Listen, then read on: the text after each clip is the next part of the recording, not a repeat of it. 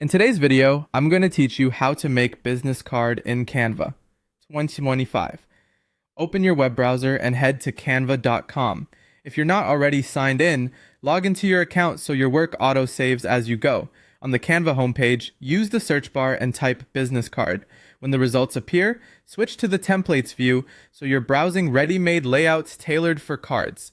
Scroll through and pick a design that's close to your idea. To keep things free, avoid templates marked with a little crown icon that indicates a pro element.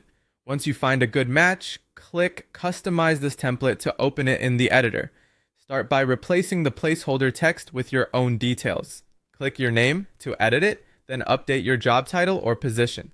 If the design includes a logo, swap it with yours. Go to the Uploads panel on the left, click Upload Files, choose your logo from your computer, and wait for it to finish uploading.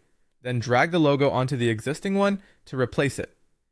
Tip: a high-resolution PNG with a transparent background will look crisp on small prints like business cards. Next, update your company or business name, work through the contact details, add your email address, your phone number, your location, and your website or business URL. Keep the text size readable. Tiny fonts may look fine on screen, but can be hard to read when printed. Align items neatly and keep important details away from the very edges for safer trimming. Most cards have a front and a back. Switch to the back page in the editor and repeat the same updates. Replace the logo if needed and update the business name or tagline there as well.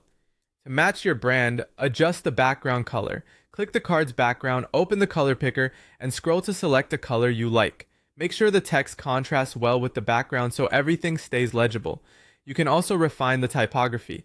Click any text box, open the font menu, and scroll to choose a font that fits your style.